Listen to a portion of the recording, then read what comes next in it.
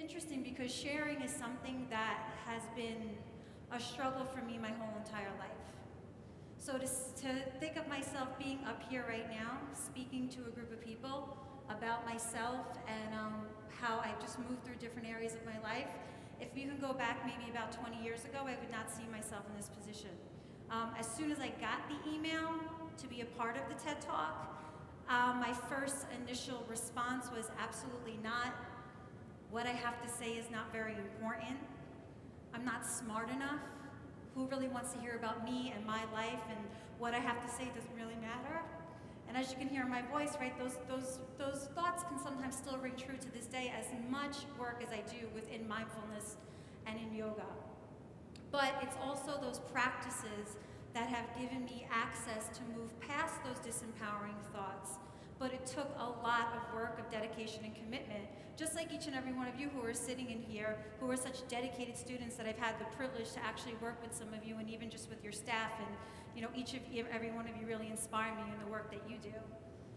When I go back to a time in my life that I can really connect to where my doubts and feelings about myself, really start. It starts really early, from when I was actually in elementary school. I never really felt like I was part of the group.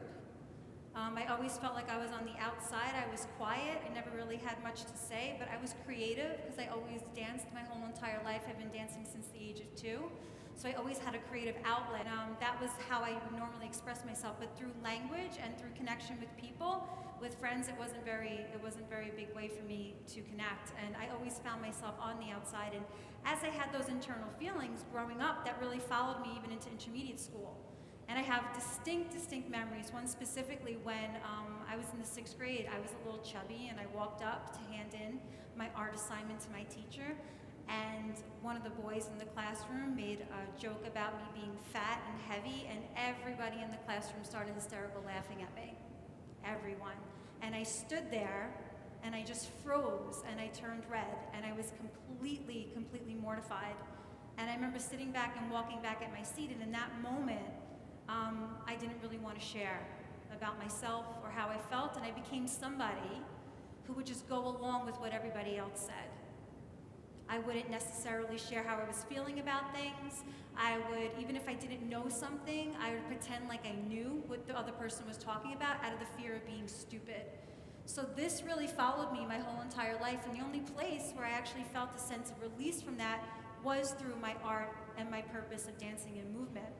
And it wasn't until I went to college and I wanted to go to school for dance, but my parents didn't support it. My father said straight out to me, he's like, Larissa, I will not pay for you to get a degree in dance. It's not what's gonna happen. So I had to pick a different major, and I ended up majoring in women's studies, and I got a minor in dance, and I got this great job working in Manhattan.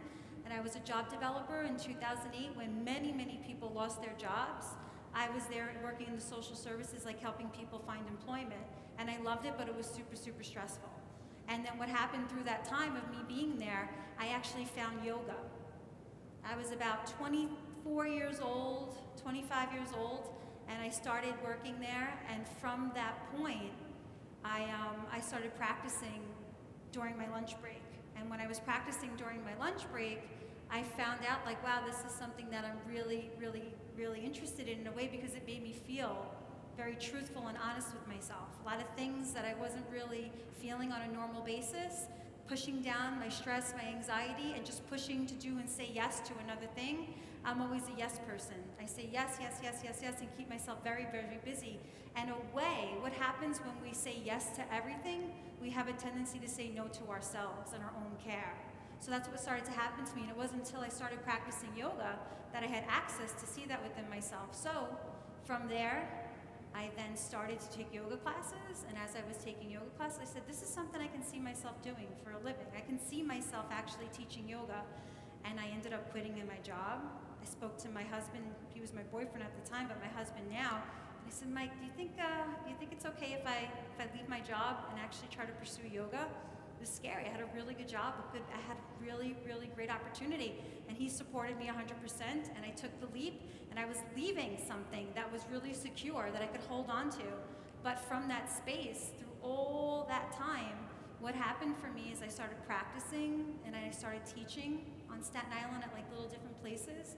And then from me teaching and teaching, I started working at a studio, and I started teaching 5 classes a week to 10 classes a week to 18 classes a week. And through my teaching, what basically happened for me is that I started to actually become really good at it. I was really good at teaching yoga, and people loved coming to my classes, and I started having maybe just 5 people, and then 10, then 15, then 20, then 35 people showing up every single week to practice with me, 40 people in a classroom. And I said, wow, you know, I actually do have something to say. People want to hear from me. Like, what I have to say is important, because part of yoga, you're up there totally vulnerable in front of the space, leading people through a movement practice.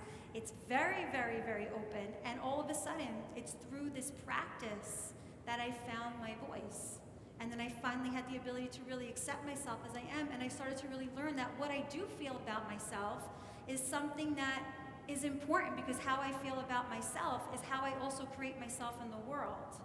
If I'm feeling that I'm not good enough, that nobody wants to hear what I have to say, that I don't fit in, that becomes my reality. Because the only thing that actually creates reality are your words, right? What you say is what you become. That's the biggest thing that I can say that I've taken from yoga. So as I started to change the dialogue within my mind, as I started telling myself, like, I do belong, people do want to hear what I have to say, that's what then started to get created in my reality, just like the law of attraction. What you say, you become is exactly what starts to happen. And it's through that, you know, through all of that, that my purpose really started to come out, and it was through a movement practice, which is really deeply connected to my dancing. And from that space, what now has opened up for me is that I have my own yoga studio here on Staten Island. Never thought I was going to be a business owner. At the time, did not even have the money to open up a yoga studio, because it was all just developing. And then my husband backed me up and said, let's take a chance. And then from me opening up a yoga studio, what happens is I have like 38 classes a week that we have about anywhere from 15 to 20 people coming to practice. Like 60,000 people have walked through the door of my studio in the past 3 years practicing yoga and meditation. I've trained 47 yoga teachers, you know, and people who are out here in the community teaching yoga. And it's not something I ever thought, ever thought that I would have the capability to be able to do.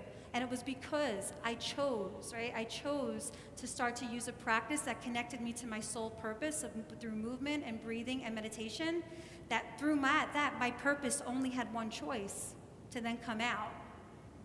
Because when we don't exercise, right, our ability to get into that deeper listening of ourselves, it's the chitter chatter of the mind, and that the state of anxiety and stress that a lot of people are talking about, the false idea of reality is then what becomes the reality. But what's real is that you're whole, right? That you're complete, that no matter what you create in your life, if you keep working in a space of being honest and true to yourself and having integrity, that what's gonna happen is the path is just gonna really open up for you. And it really comes down to that, but it's our truth, getting really honest and truthful with ourselves. So that's really what I can say, that this practice is like one of the biggest things that it's done for me.